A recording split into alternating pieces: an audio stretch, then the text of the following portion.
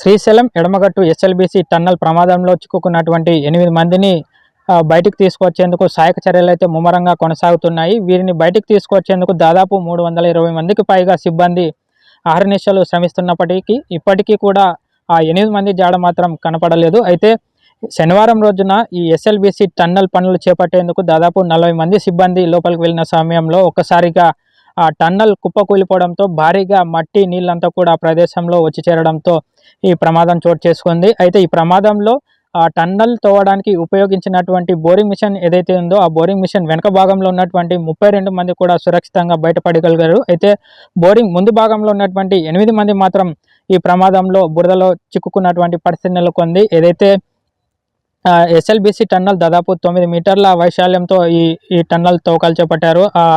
ఆ టన్నల్లో దాదాపు 6 నుంచి 7 మీటర్ల మేర ఈ భారీగా వందల కొద్ది మట్టి బురద అంతా కూడా వచ్చి చేరుకపోవడంతో వారిని బయటికి తీసుకొచ్చేందుకు పెద్ద సవాల్ అని చెప్పి కూడా అందరూ కూడా భావిస్తూ ఉన్నారు. అయితే ఏదైతే ఈ ప్రమాదం చోటు చేసుకున్న సమయంలో ఎస్ఎల్బీసీ టన్నల్ 14 కిలోమీటర్ల వద్ద జరిగినటువంటి ఈ ప్రమాదంలో 8 మంది కూడా చిక్కుకున్న నేపథ్యంలో ఆ ప్రమాద సమయంలో ఏదైతే బోరింగ్ మిషన్ ఉంటుందో ఆ బోరింగ్ మిషన్ మట్టి నీళ్లు ఆ బురద దాటికి ఒకసారిగా 80 మీటర్ల మేర వెనక్కి వచ్చిన నేపథ్యంలో బోరింగ్ మిషన్ వరకు నిన్నటి రోజున ఈ బృందాలన్నీ వెళ్ళిన నేపథ్యంలో ఇంకా కూడా అప్పటికి కూడా వీళ్ళ జాడ తెలియరాలేదు. అయితే ఈ సహాయక చర్యల్లో భాగంగా తెలంగాణ మంత్రులు ఉత్తమ్ కుమార్ రెడ్డి, జూపల్లి కృష్ణారావు కూడా దగ్గరుండి ఈ సహాయక చర్యలను పర్యవేక్షిస్తున్నారు. ఎప్పటికప్పుడు అక్కడ ఏం జరుగుతుంది, ఏ విధంగా సహాయక చర్యలు చేపడుతున్నారు, ఇంకా మెరుగైన సహాయక చర్యలు ఏ విధంగా చేపట్టవచ్చు అంటూ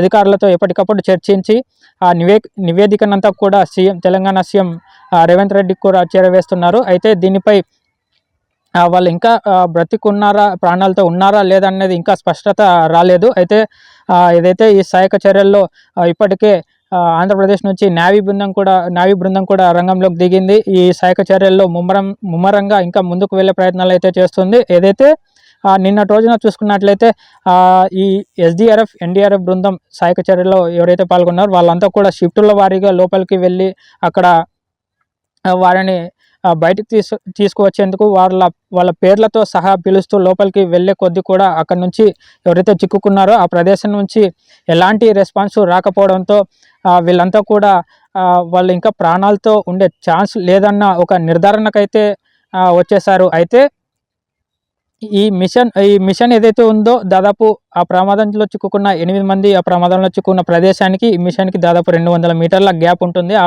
ఆ 200 మీటర్లు కూడా ఒక 100 మీటర్ల వరకు ఇవాళ ఈ సహాయక చర్యలు చేపడుతున్నటువంటి బృందం కూడా వెళ్ళింది. వీరితో పాటు తెలంగాణ మంత్రి జూపల్లి కృష్ణారావు కూడా టన్నల్ లోపలికి వెళ్ళి ఆ ప్రదేశం ఏదైతే ఉందో ఆ వాళ్ళకి ఈ మిషన్కు ఉన్నటువంటి డిస్టెన్స్లో 200 మీటర్లలో 100 మీటర్ల వరకు జూపల్లి కృష్ణారావు కూడా వెళ్ళి అక్కడ ఏ విధంగా ఉందన్న అంశాలను స్వయంగా ఈయన కూడా చూసి బయటకు వచ్చిన పరిస్థితి నెలకొంది. అయితే ఆ 100 మీటర్లో కూడా ఇంకా కొన్ని వందల టన్నుల మట్టి బురద అంతా కూడా పేరుకుపోయిందని చెప్పి జూపల్లి కృష్ణారావు కూడా ఇప్పటికే స్పష్టం చేశారు. అయితే ఈ సహాయక చర్యల్లో భాగంగా చిక్కుకున్నటువంటి వారి పేర్లతో సహా పిలుస్తున్నప్పటికీ అక్కడ నుంచి రెస్పాన్స్ రాకపోవడం, అందులోనూ అక్కడ సరైన ఆక్సిజన్ లేకపోవడం, ఇంకోటి 48 గంటలు గడిచిన నేపథ్యంలో వాళ్ళు ప్రాణాలతో ఉన్నారా అన్న గ్యారెంటీ అయితే చెప్పలేమని చెప్పి స్పష్టం చేశారు మంత్రి. అయితే ఏది ఏమైనప్పటికీ దాదాపు వారిని బయటకు తీసుకొచ్చేందుకు 300 మందికి పైగా సిబ్బంది అహర్నిశలు శ్రమిస్తున్నప్పటికీ ఇప్పటికీ అక్కడ వారి జాడైతే తెలియరాలేదు. నిన్నటి రోజున కొంతమంది అక్కడ ప్రత్యక్ష సాక్షులు, అదేవిధంగా ఆ సహాయక చర్యల్లో పాల్గొన్నటువంటి ఆ సిబ్బంది ఎవరైతే ఉన్నారో నిన్నటి రోజున చెప్పాకనే చెప్పారు. అక్కడ దాదాపు కొన్ని వందల టన్నుల కొద్ది బురద మట్టి ఉంది. అయితే మట్టి వీటితో పాటు నీళ్ళు కూడా ఇంకా వస్తూ ఉన్నాయి. నీళ్ళ ఊట కూడా ఇంకా వస్తూ ఉంది. దీంతో ఈ సహాయక చర్యలు చేపట్టడానికి ఇంకాస్త సమయం పట్టే అవకాశం ఉంది. వీటన్నిటిని కూడా తొలగించాలంటే కాస్త రిస్క్ అయిన పని. ముందుగా నీటిని డివాటరింగ్ చేస్తూ ఉన్నాము. అదేవిధంగా నీటిని అయితే తోడేచ్చు, కానీ అక్కడ ఉన్నటువంటి మట్టి బురదని మాత్రం తీసేయాలంటే చాలా రిస్క్తో కూడుకున్నటువంటి పని.